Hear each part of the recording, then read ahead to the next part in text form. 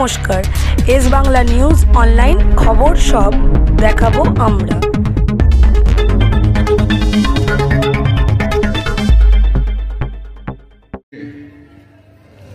কম্বল বিতরণ উৎসব হচ্ছে, তার যুব কংগ্রেসের তরফে রিষ্টা তৃণমূলের তার সভাপতি দীপশঙ্কর সহ যুব কংগ্রেসের সমস্ত নেতৃত্ববৃন্দ, কর্মীবৃন্দ। মঞ্চে উপস্থিত আছে আমাদের বিজয়, আমাদের মিউনিসিপ্যালিটির চেয়ারম্যান, আছে জাহিদ ভাইস চেয়ারম্যান, আছে মনোজ, আছে আমাদের শহর তৃণমূল কংগ্রেসের সভাপতি, এছাড়াও অন্যান্য সমস্ত কাউন্সিলর বৃন্দরা রয়েছে এবং সবাই এখানে উপস্থিত রয়েছেন। আমি প্রত্যেককে আন্তরিকভাবে শুভেচ্ছা জানাই। ক্রিসমাস আসছে, তার শুভেচ্ছা, নতুন বছর আসছে, তার শুভেচ্ছা জানাই। যে আমার সঙ্গে অনেকদিন আগে থেকে ও চেষ্টা করছিল যে কবে ডিস্ট্রিবিউট করবে, আগেও ভেবেছিল যে করবে, কিন্তু আমি সময় দিতে পারিনি বলে তাই আজকে আমি সময় দিয়েছি। তারপরে আমাদের 14ই নভেম্বরে আজকে পার্লামেন্ট চলছে, কিন্তু আমাকে ছেড়ে আসতে হয়েছে যেহেতু ওদেরকে কথা দিতে দিচ্ছি বলে। হ্যাঁ, ওদেরও তো একটা অপেক্ষা থাকে, প্রতীক্ষা থাকে মানুষগুলোর কাছে। তো যে মানুষদের জন্য আজকের এই আয়োজন, সেই মানুষগুলো যাতে তাদের কাজে লাগাতে পারে শীতকালে, সেটাও একটা মাথায় রেখে রাখতে হয় আমাদের। তো সমস্ত কিছুর মধ্যেই আমরা কাজ করি, সারা বছরই কাজ করি।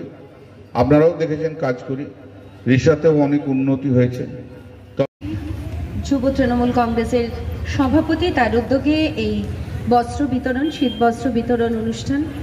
এখানে উপস্থিত দ্য ভয়েস অফ ইন্ডিয়া, আমাদের সকলের অভিভাবক, প্রিয় সাংসদ এবং বিশিষ্ট আইনজীবী, সকলের প্রিয় শ্রদ্ধার মানুষ, ভালোবাসার মানুষ, আমাদের প্রিয় এমপি শ্রদ্ধেয় কল্যাণদা, এবং আছেন মহানাগরিক রিষ্টা পৌরসভার এবং উপপৌর প্রধান আছেন মনোজদা এবং ভাই দীপ সহ অন্যান্য কাউন্সিলর এবং মঞ্চে উপবিষ্ট সকলে এবং সামনে যারা রয়েছেন প্রত্যেককেই জানাই শুভেচ্ছা, অভিনন্দন এবং ভালোবাসা। শীতকাল চলছে, সবাই ফেস্টিভ মুডে ব্যস্ত। কয়েকদিন পরেই আসছে 25শে ডিসেম্বর, কিন্তু তৃণমূল কংগ্রেস এমন একটা দল যারা সারা বছর এই সময় আপনারা এমপিকে জয়ী করেছেন বহু ভোটের ব্যবধানে। আমরা কৃতজ্ঞ, ধন্য এবং আপ্লুত। চলা থেমে নেই। এবং যুব তৃণমূল কংগ্রেসের ভাই দীপের মতন যারা রয়েছেন, তারা প্রত্যেকে কোথাও ব্লাড ডোনেশন ক্যাম্প করছে, কোথায় শীত বস্ত্র বিতরণ করছে। তৃণমূল কংগ্রেস পরিবার, এই যে বলি আমরা শীত গ্রীষ্ম বর্ষা তৃণমূল কংগ্রেসই ভরসা, এটা কোথাও অত্যুক্তি বা অতি বলা নয়। কারণ দ্বীপের মতন ছেলেরা কেউ এই সময় পিকনিক করছে না, কেউ ফ্যামিলি নিয়ে ঘুরতে যাচ্ছে না। সবাই জানে যে সারা বছর যে মানুষগুলোর সঙ্গে যাই, যাদের কাছে আমরা ঘুরে বেড়াই, যাদের দরজায় যাই, যাদের কাছে ভোট চাইতে যাই, ভোট মিটে গেলেই তাদের সঙ্গে সংযোগ থাকে না, এটা আমাদের কাছে একেবারেই অমূলক। তাই সবাই আমরা বস্ত্র বিতরণ থেকে শুরু করে বিশ্বাস হয় তৃণমূল কংগ্রেস উদ্যোগে শীত বস্ত্র প্রদান করা হলো, বিশেষ করে আপনার ব্যবস্থাপনা কি বলবেন? দেখুন, আমরা মমতা বন্দ্যোপাধ্যায় সৈনিক। মমতা বন্দ্যোপাধ্যায় আমাদের বরাবর শিখিয়েছেন যে 24 ঘন্টা 7 দিন মানুষের পাশে থাকতে হবে, মানুষের কাছে থাকতে হবে।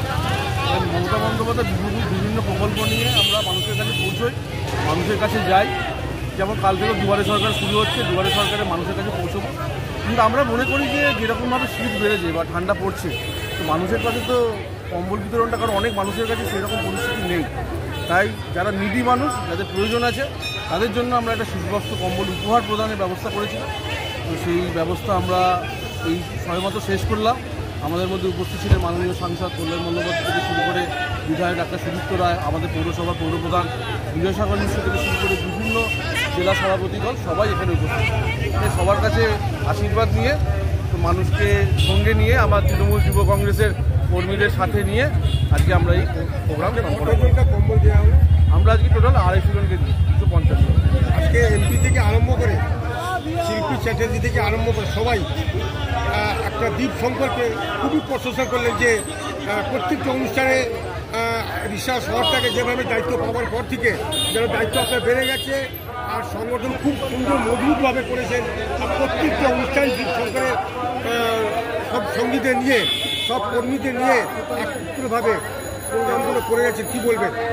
দেখুন, এটা হচ্ছে কল্যাণ বন্দ্যোপাধ্যায় থেকে শুরু করে আমাদের বিধায়ক থেকে শুরু করে পৌরপ্রধান থেকে শুরু করে উপপ্রধান থেকে শুরু করে বিভিন্ন জেলা পরিষদ থেকে শুরু করে প্রত্যেকে সবসময় আমাকে সহযোগিতা করেছে। তো আমি সবসময় চেষ্টা করি যে সকলকে সঙ্গে নিয়ে কাজ করার, সবাইকে ভালোবেসে কাজ করার। কারণ আপনি যদি কাউকে ভালোবাসা দেন তাহলে ভালোবাসা পাওয়া যায়। এটা মমতা বন্দ্যোপাধ্যায় থেকে আমার শেখা, তাই ওনাকে আমি রাজনৈতিক অভিভাবক হিসেবে মনে করি। তো তারই আশীর্বাদ নিয়ে, তারই অনুপ্রেরণা নিয়ে আমি চেষ্টা করেছি এবং ওনারা আমাকে কাজের মাধ্যমে প্রশংসিত করেছেন, সেটা ওনাদের ভালো জায়গা। কিন্তু আমাকে আগামী দিনে আরও মানুষের কাজ করতে হবে, আর তৃণমূল কংগ্রেসের জোড়াফুল চিহ্নটাকে মানুষের ঘরে ঘরে পৌঁছে দিতে হবে, এটাই আমাদের কি বলবেন? দেখুন, 2026-এর সামনে বিধানসভা নির্বাচন। আপনারা কিছুদিন আগেও লক্ষ্য করেছেন ছখানা উপনির্বাচন হলো। সেটা উপনির্বাচনে মমতা বন্দ্যোপাধ্যায়ের নামে বিভিন্ন কুৎসার পরও বিরোধীদের জামানত বাজেয়াপ্ত হয়েছে। কারণ মমতা বন্দ্যোপাধ্যায় এটা প্রমাণ করে দিয়েছেন, মানুষের পাশে থাকলে মানুষ কখনো সঙ্গ ছাড়ে না।